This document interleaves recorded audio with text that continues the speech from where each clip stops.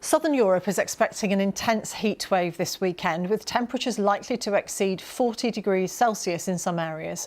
Spain, Italy, France and Greece have warned about wildfires and the impact of the heat on health. Guy Hedgecoe is in Madrid and gave us the latest from there. Well, Martina, I'm in the centre of Madrid, and the temperature here at the moment is in the mid-30s Celsius, still climbing, and it's going to get hotter than that. It's going to get much hotter than that in the south of the country later today and tomorrow. And in terms of how the heat is being managed, the authorities have issued advice regarding how people should manage themselves and stay out of the sunlight, and if possible, stay indoors during the hottest time of the day, which tends to be in the mid to late afternoon here in Spain. And there is, in fact, legislation in place to protect manual workers during the heat. And it says that during a heat wave like this, manual workers should not be working outside during the hottest time of the day. So that, for example, would protect construction workers and agricultural workers. But I think this heat wave has come earlier than many people would have expected, although we are seeing more heat waves in June and more frequently here in Spain. But the National Weather Agency has said that it expects this month to be the hottest June on record. Guy Hedgecoe in Madrid.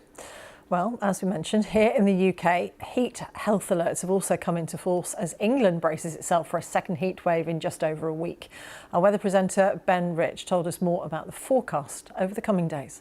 Let's talk about those heat health alerts first of all. These are issued by the UK Health Security Agency. They are only issued for England, and this time the amber alerts cover these parts of southern and eastern England. Now, these heat health alerts are designed to warn vulnerable people, so the elderly, people suffering from long-term illness, for example, of the potential impact of the heat upon their health. So why is this heat wave happening? Well, it's all to do with the heat we've been hearing about in continental Europe. Over the next few days in southern Spain, we could get to 43 or 44 degrees. That heat has been building under an area of high pressure, descending air drying out and warming.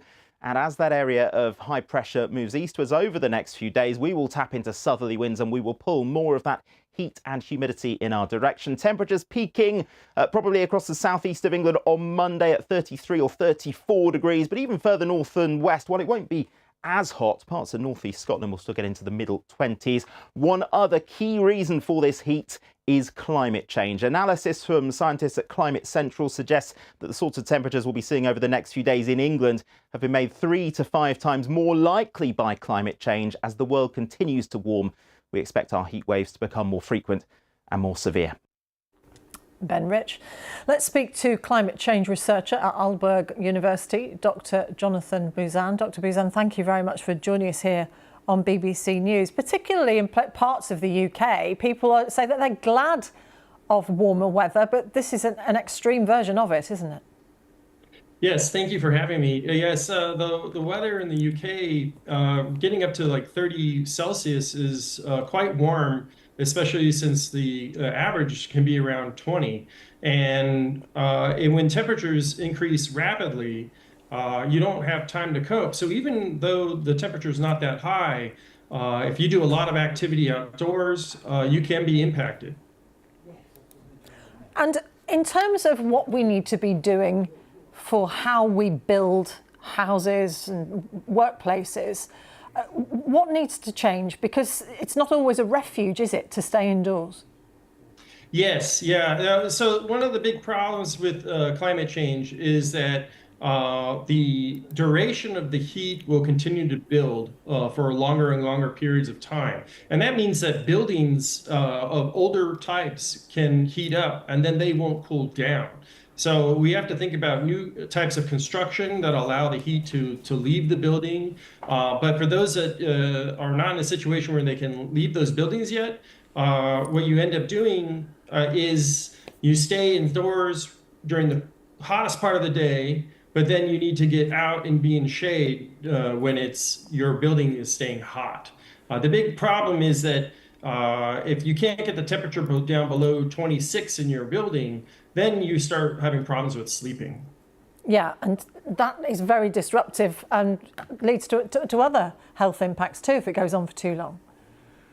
Yeah. So there's all sorts of different types of health impacts that come from heat itself directly, and from these indirect effects of like sleep loss, mental health issues, irritability, and then when you go to the direct impacts, you can have simple things like heat rash, but all the way up to things like heat stroke. But there's a huge range in between. And how worried are you about what we're already seeing? And it's only June. Yes. So I mean, this is the biggest problem with climate change. In the UK, for every degree of global warming that happens, the heat waves go up by about 1.5 degrees. And then if you look at Southern Europe, for every degree of climate change, the heat waves go up maybe 2 degrees on those extremes. So it can be quite rapid and sudden, the amount. And with the acceleration of climate change occurring right now, these hotter and hotter heat waves will start coming sooner and sooner. Dr. Jonathan Buzan from Aalborg University in Denmark, thank you very much for your time. Thank you.